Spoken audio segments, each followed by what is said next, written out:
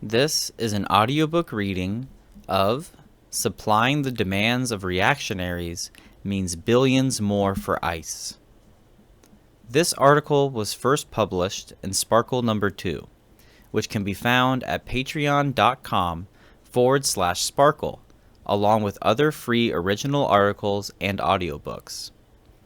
To further Marxist theory and education, get new issues of Sparkle, as well as to support the magazine and its contributors, please visit us and become a patron at patreon.com/sparkle, where we have multiple payment tiers available. That's patreon.com/sparkyl. We apologize for the quality of these recordings. As it stands, however, we are a small magazine that's mostly the product of a few dedicated individuals on a completely volunteer basis, and both our work and funds are spread thin enough as it is. We are committed to releasing all the articles that we post for free on our Patreon in audiobook format in order that they may be more accessible, but we don't have any real means of making them more frequently than that or better quality without listener support. Now, let's get to the reading. Supplying the demands of reactionaries means billions more for ICE. Section 1. Introduction. Shortly after being sworn in early this year, President Donald Trump signed Executive Order 14149, titled, quote, "Protecting the American People Against Invasion," end quote. Ostensibly the first step in fulfilling his campaign promise to steer, quote, "the largest mass deportation operation in U.S. history," end quote. In the order, he directs federal agencies to, among other things, redouble detention measures for illegal aliens, to expedite deportations, establish Homeland Security task forces in every state, and to, quote, "take all appropriate action to significantly increase the number of agents and officers available to perform the duties of immigration officers," end quote. When the One Big Beautiful Bill was signed into law on July 4th, the administration and Congress put taxpayers' money where its fascistic mouth is and allocated $165 billion to the Department of Homeland Security, DHS, a 60% increase in funding compared to what was allocated by the 2024 budget. The DHS is the parent department of both Customs and Border Protection, CBP, and the infamous Immigration and Customs Enforcement, ICE. Not long after the law's passing, the DHS announced that it would be hiring 10,000 new ICE agents, bringing their total force close to 30,000. With the cash flowing in, ICE recruitment has been heavily incentivized. In addition to lowering its age requirement to 18 and removing all age caps for agents, the agency also provides numerous monetary incentives. A up to $50,000 sign-on bonus, $60,000 student loan repayment, and generous overtime pay bonuses are all prominently advertised on the recruitment section of the ICE website. By all accounts, it seems that the president's goal to deport 1 million people this year is being aggressively pursued, with ICE, as well as Customs and Border Protection, ramping up their assaults on the people and leaving a trail of violence all over the country. For context, we list some of the noteworthy instances that have been reflected in the news over the course of the year. On January 7th, 78 people were arrested by Customs and Border Protection during their raid on farms in Southern California, and ICE detained a total of 538 people during raids in Boston, Denver, Philadelphia, Atlanta, Seattle, Miami, D.C., and New York City in the same month. In March, ICE deployed flash grenades in the arrest of 47 people at a birthday party in Texas, and 100 people were arrested in April during the raid of a nightclub in Colorado Springs. ICE worked with Tennessee Highway Patrol to carry out over 500 traffic stops in Nashville in early May, arresting 196 for supposed immigration violations, and a series of Los Angeles raids by ICE in June produced 44 arrests of, purportedly, mostly garment and construction workers, constituting part of a series of operations in which a total of 1,618 people were arrested in raids between June 6th and June 22nd in the LA area alone.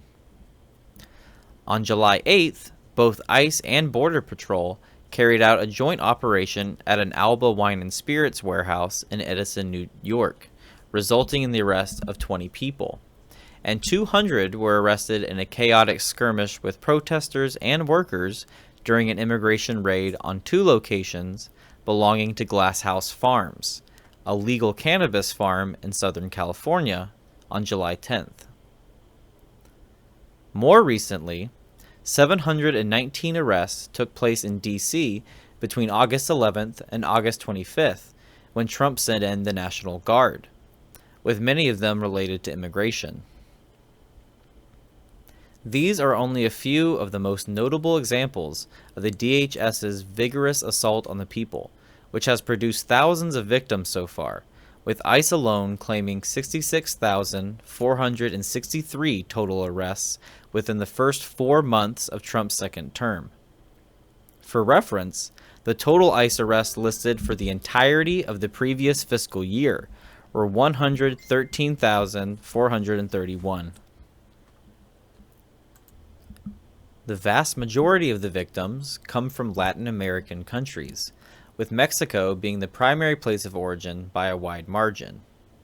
Additionally, they are proletarian, with sweeps being performed at garment factories, agricultural farms, and outside of common meeting places for day laborers.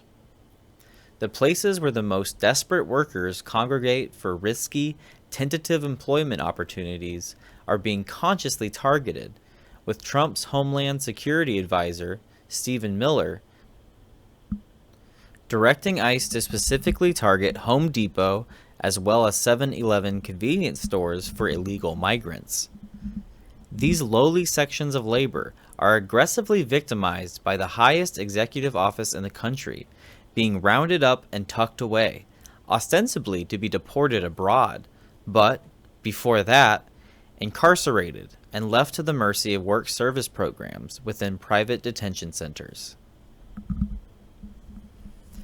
Section 2. Incarcerating the illegal, a growing industry. The undocumented status of migrants makes the accurate tallying of their numbers and circumstances difficult, but the U.S. undocumented migrant population was estimated at 14 million in 2023, with an increase of 3.5 million in the course of only the previous 2 years, though we can assume this number to be much larger than official counts. They are overrepresented in construction, restaurants, agriculture, landscaping, building, cleaning, food processing and manufacturing, transportation, grocery stores, hotels, as well as the warehousing, distribution, and fulfillment of online orders. In mostly these industries, undocumented immigrants widely work low-paying, strenuous positions, with 82% of them possessing no college degree and purportedly 26% of them at or below the federal poverty level according to 2019 numbers. For reference, 11.1% of the general population of the U.S. was at or below the poverty level in 2023. The Trump administration's aggressive assaults on this substantial and poor contingency of the economy reflects the wider nature of his political ascendance, the shifting of power towards the growing fascistic trend in the country. We briefly described this trend and outlined the development of fascism generally in an article from Sparkle Number 1, Donald's Dismantlings and Understanding Fascism. For our purposes here, we will zero in on the fact that, more and more, there is a section of smaller capitalists who are becoming the economic vanguard of fascism, supplying their services in answer to the demands of the reactionaries, ingratiating themselves within the energetic and fascistic sections of the increasingly reactionary state, so that the productive forces they own and profit from can be made central in the new order, guaranteeing profit. Regarding ICE and the aggressive actions of the DHS, this section of bourgeoisie is most readily represented by private prison corporations, an industry worth at least $4 billion and which houses 90% of ICE detainees through Intergovernmental Service Agreements, IGSAs, where local governments are contracted by ICE to house migrants and then in turn subcontract these duties out to private corporations. With at least 56,000 people in active ICE detention and more than 275,000 detentions claimed by the agency in its last fiscal year, it is these prison corporations and their shareholders that serve as a direct and energetic base for the new violence upon immigrant communities, churning the tide of detention and deportations on so as to grow their business. 3 monopolist corporations, CoreCivic, the GEO Group, and Management and Training Corporation, MTC, together share 96% of this detention/deportation market, according to a 2016 study delineating the total beds provided by private prisons in the country.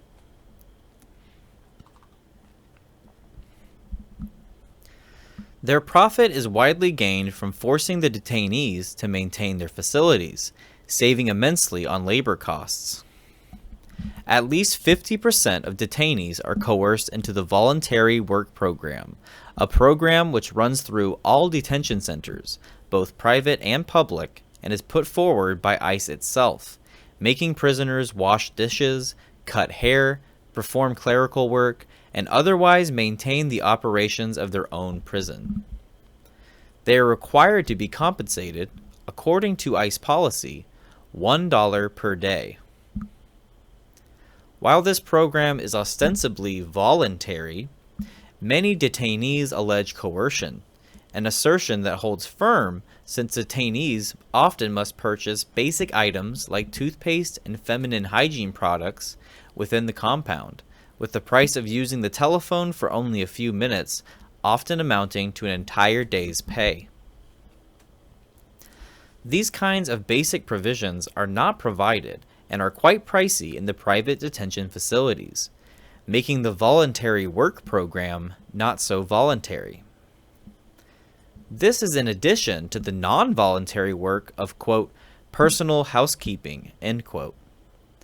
Detainees are made to clean their cells and, quote, keep them free from clutter, end quote, without option. By having the prisoners themselves, through both the voluntary work program and the mandatory cell cleaning, labor in the maintenance of the facility that contains them for no pay, or at most, a pitiful slavery wage, the private prison corporations are able to keep their businesses profitable, running, and able to seek out new contracts to house an ever-growing number of oppressed migrants. Thus, this market, and the bourgeoisie who profit from it, constitutes itself as a prominent material base for perpetuating violence upon immigrants generally.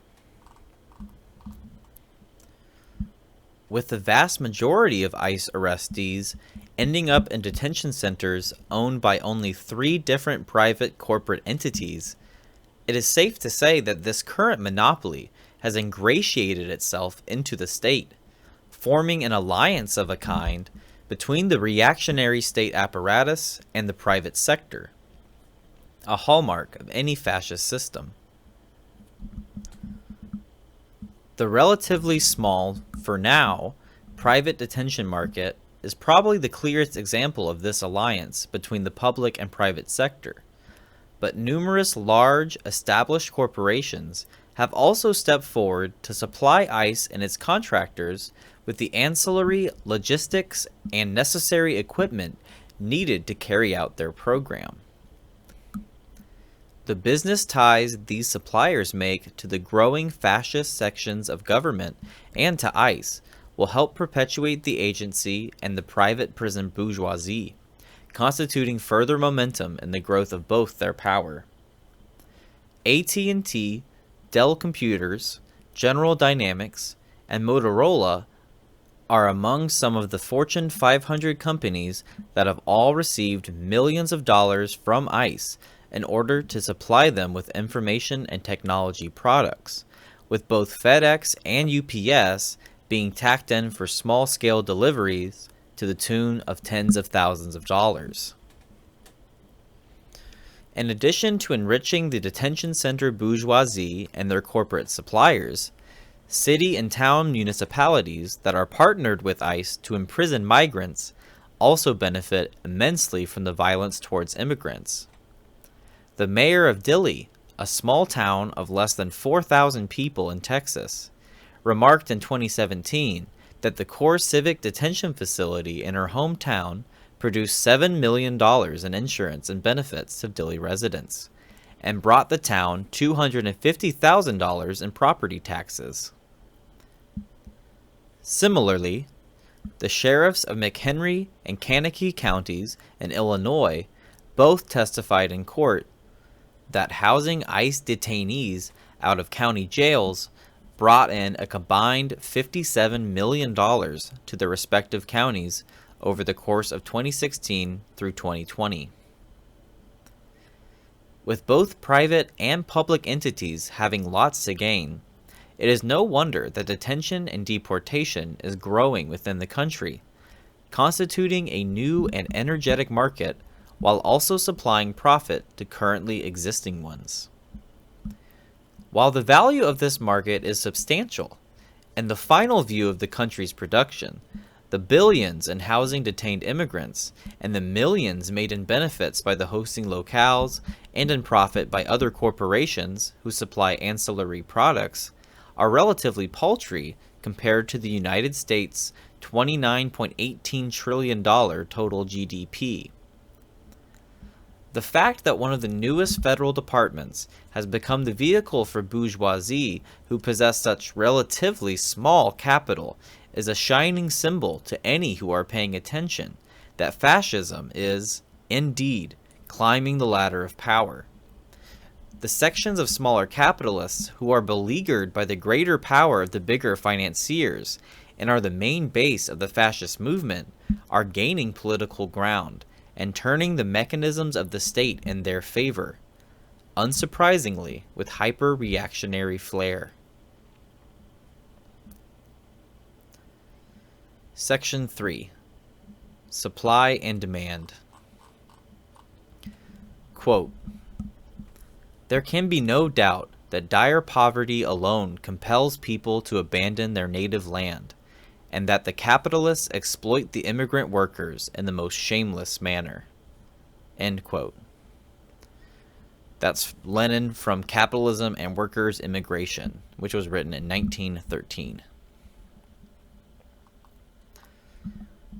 Constituting itself as the impetus of this new detainment and deportation market is another economic factor indicative of a fascist rise within a country: the heightened competition between differing sections of workers, specifically the decreasing privilege for the dominant section due to the increase in the population of other sections. This is one of the primary motions that brings about the manifestation of fascism within the working class. In our liberal societies, where all the occupants of the globe have been sliced up into nationalities and races, this antagonism between workers of different nationalities plays itself out through racial or national supremacy being promoted for the dominant section of workers over and against the non-dominant sections, who are usually represented by minority nationalities, and who are set up as destructive forces to society and the philosophies of the fascists.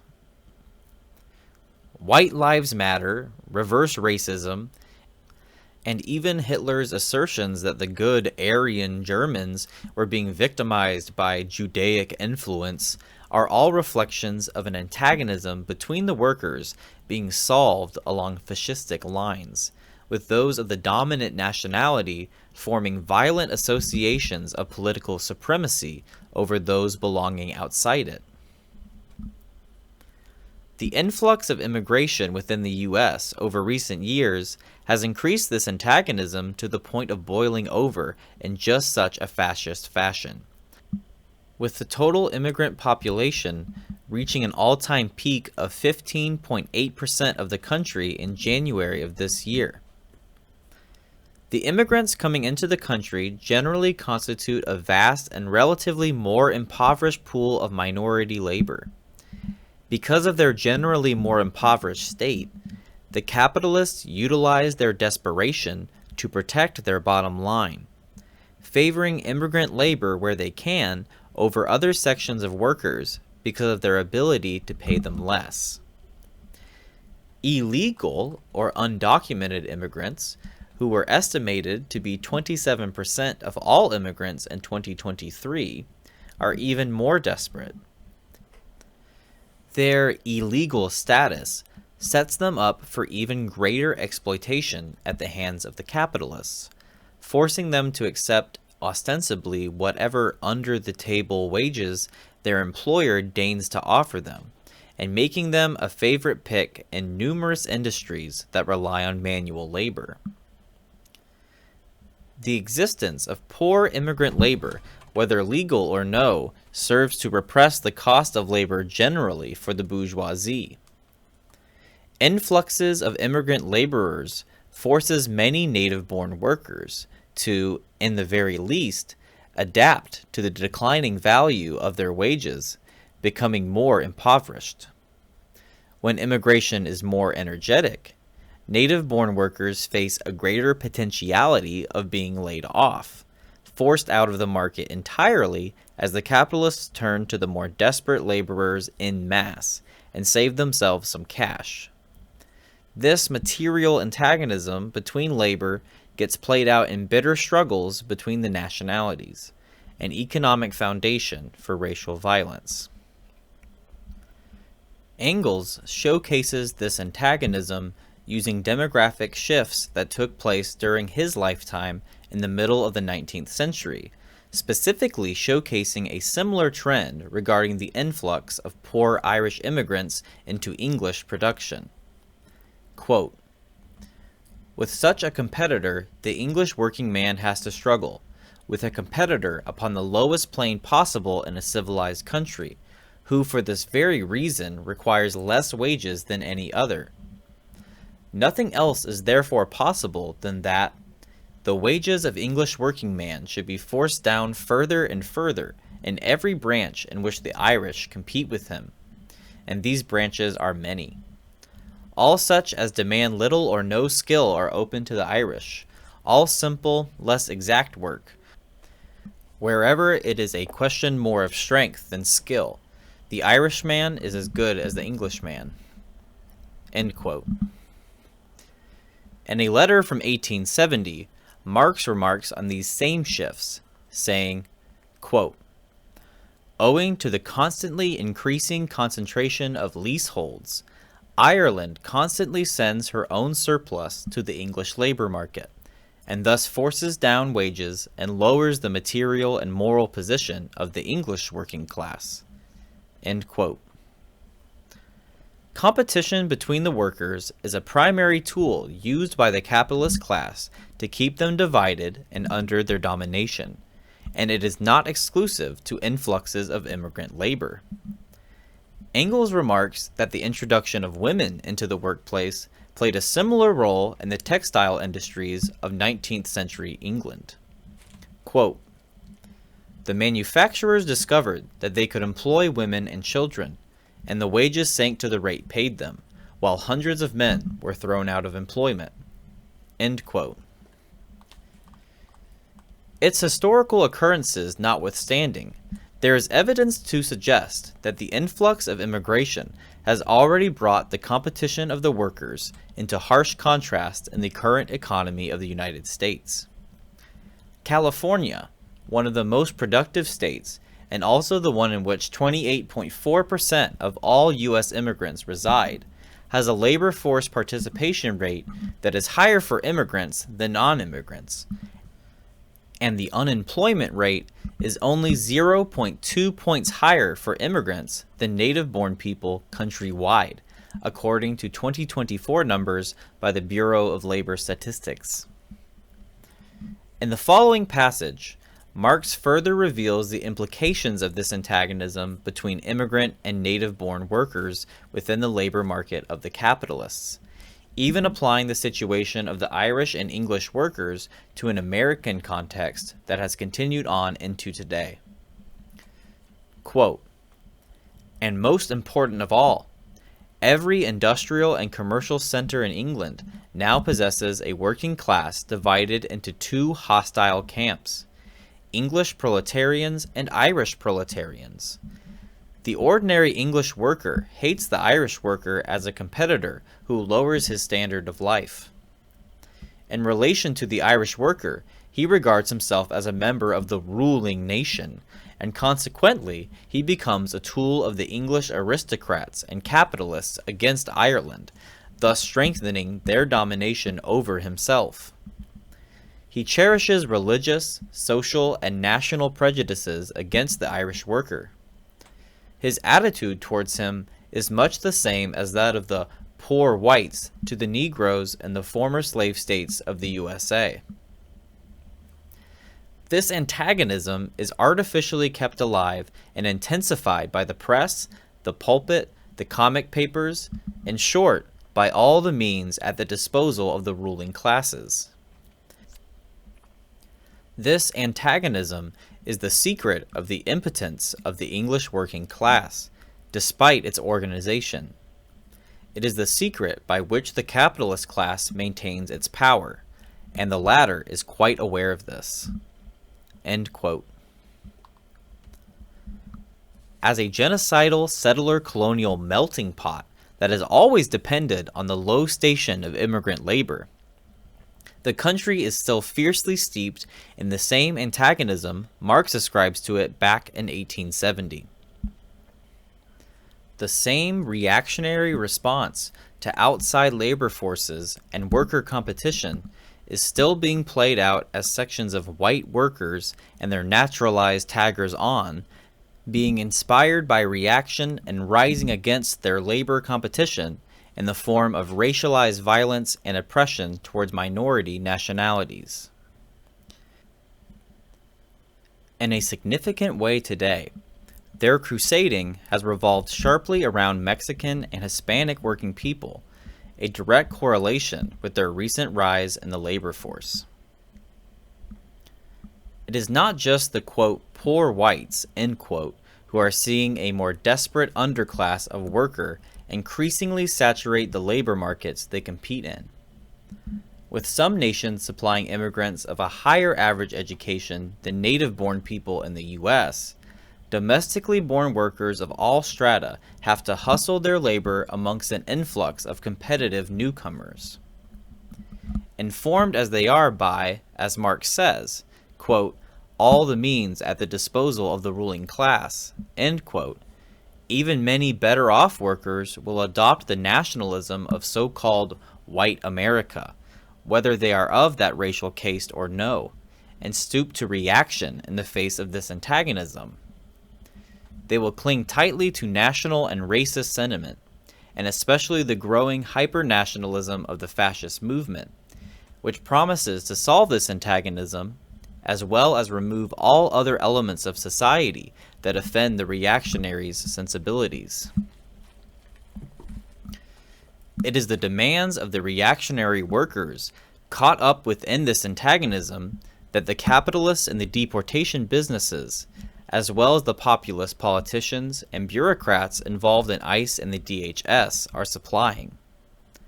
The new capitalist markets that develop out of the increase in deportations will serve as material motivators for the continual prominence of deportations generally. But the reason these industries are developing now is because of a mass movement of reactionaries, which is taking form within the whole of society. A movement not just of a section of capitalists, but including portions of the much larger class of workers as well, who sign up with the fascists and commit all kinds of violence upon their own class in order to militantly protect their competitiveness in the oppressive labor market of the capitalists. Section 4. A reactionary institution developing along reactionary lines. ICE was created from the Department of Homeland Security in 2003, which itself was established the year before when the Homeland Security Act passed Congress and was signed into law by President George W. Bush. The 9/11 attacks on the World Trade Center in New York were a heavy motivation behind the legislation, which professed the mission to, quote, prevent terrorist attacks within the United States, end quote, and to, quote, reduce the vulnerability of the United States to terrorism, end quote.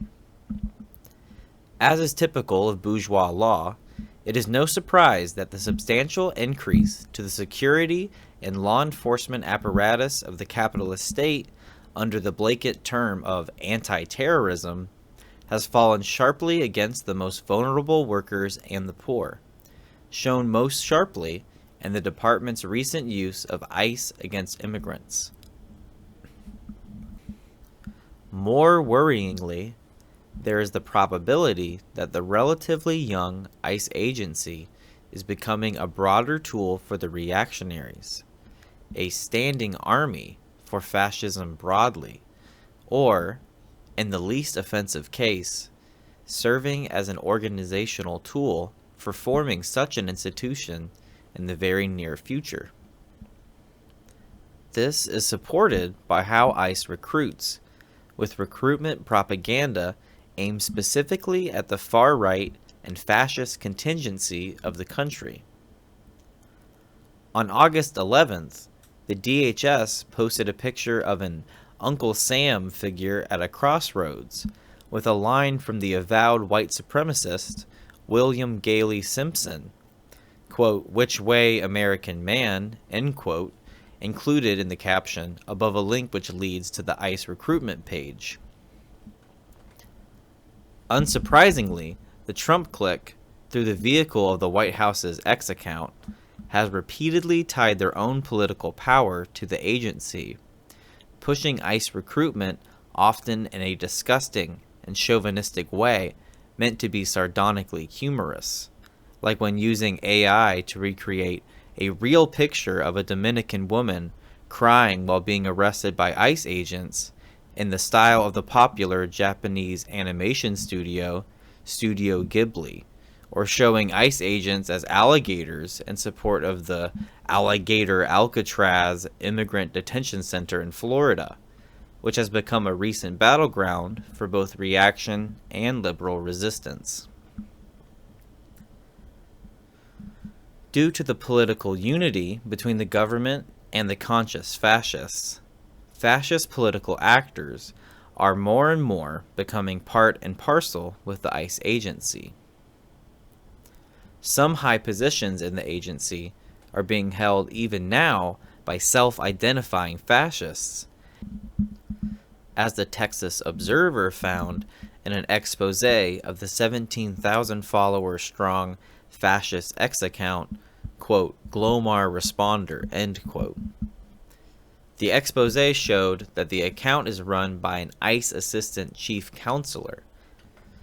In normal language, one of ICE's employed lawyers. The many grassroots white supremacist organizations within the country are also being engaged, responding to the propaganda and the reactionary turn in government. When hearing of the $50,000 ICE sign-on bonuses, a member of a Proud Boys chapter in Toledo, Ohio, wrote on Signal, quote, Toledo boys living high on the hog now, end quote. The former leader of the Proud Boys nationally, who Trump pardoned along with the rest of the January 6th insurrectionists, has helped to fund, quote, ICE Raid, end quote, a website that pays people in its own cryptocurrency in exchange for reporting undocumented immigrants. We should understand and prepare ourselves for the eventuality of ICE becoming a militant arm of the fascist program broadly.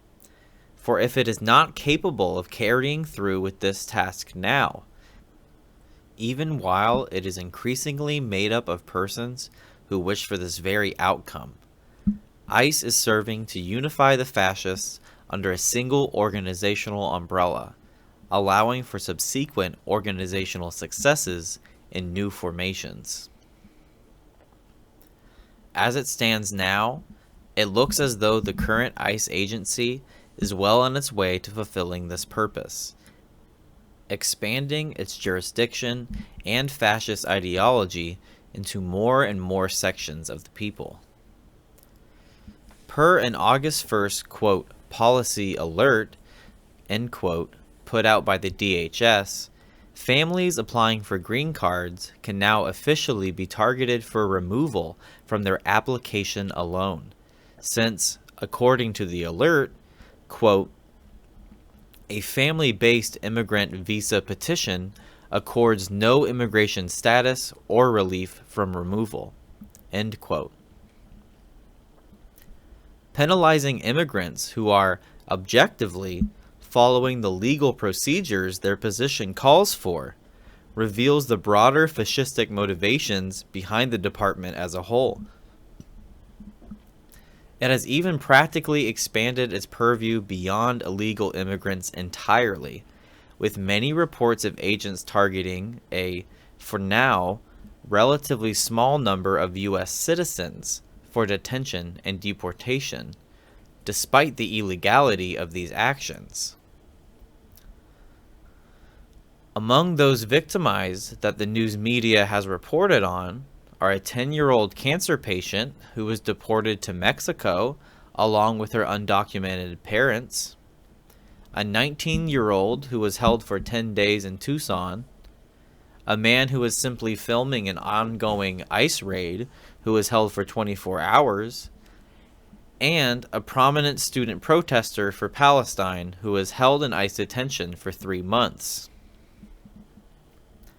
Outside of the recent news cycle, statistics put out by the U.S. Government Accountability Office state that 674 potential U.S. citizens were arrested by ICE between 2015 and 2020, with 70 deported. Worryingly, the definition of citizenship itself is being actively changed, leading to the strong potential that such targeting of citizens for detention and deportation may one day soon be legal. Citizenship transformed into a privilege bestowed by a fascist government. As soon as starting their second term, the Trump administration, executively and without Congress, issued Executive Order 14160, titled, quote, protecting the meaning and value of American citizenship, end quote, making illegal any child born in the U.S. to persons of illegal status. So far, the order has faced some impediments in the courts of the liberals, but with the liberals being unable to solve the contradictions that are fueling the country's descent into fascism, it is unlikely they will be able to offer much resistance. The fascistic defining of who is illegal, coupled with the increasing power of the executive branch and its growing fascist-leaning army of executors and the DHS, are bound to produce horrible and life-threatening consequences for the masses of the country generally, if left unchecked, as they do already for immigrants.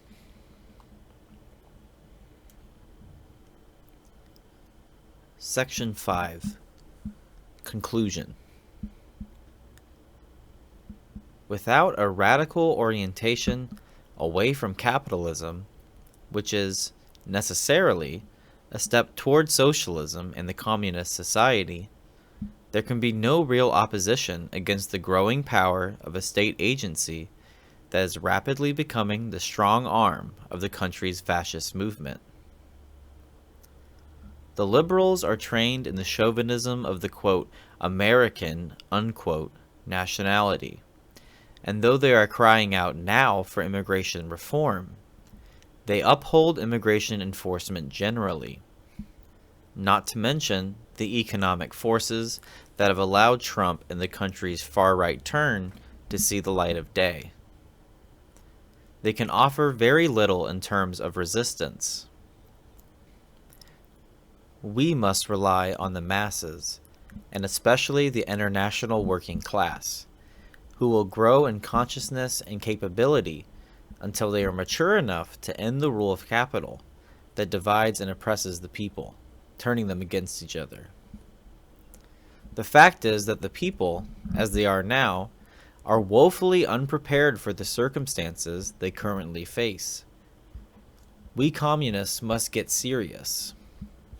If we are communists, we understand the material relations of society and have been given true and relevant scientific theory which allows us to carve the new socialist society out of the dying capitalist one.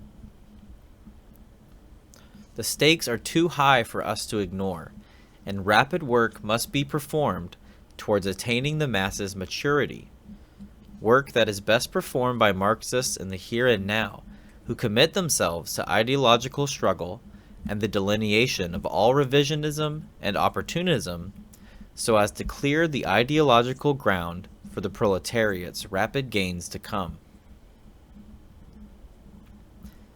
The present immigrants targeted by the country's turn towards fascism will find themselves more and more brought together, shamefully so in the detention centers, but in a positive and general way that transcends even into other strata of the country, united as an oppressed section of people, and particularly of labor, as they are made to work within the confines of their prisons. This will bring about class consciousness, and it should be fostered by a Marxism that is vigorous and free from revisionist error, an occurrence that can only come from numerous comrades committed to the maintaining of a true political line and talented in ideological work. History turned on the capitalists long ago, and the contradictions of their society will only multiply and increase in antagonism. The masses, and especially communists, should stand with poor immigrants, as they should stand with the entire class of the oppressed proletariat. Committing ourselves to their cause, we commit ourselves to the elimination of the capitalist mode of production generally, as we understand that it is the profit motive of a minority of capitalists that has caused the violence of borders, naturalization, and immigration enforcement, not to mention the recent atrocious actions of the DHS. These vicious affronts to the well-being of the people cannot be eliminated without a dramatic restructuring of the relations around society's productive forces. That's the end of the text. This was an audiobook reading of Supplying the Demands of Reactionaries Means Billions More for ICE. This article was first published in Sparkle number 2, which can be found at patreon.com/Sparkle. To further Marxist theory and education, get new issues of Sparkle, as well as to support the magazine and its contributors, please visit us and become a patron at patreon.com/Sparkle, where we have multiple payment tiers available. That's patreon.com/SparkYL. Thanks for listening.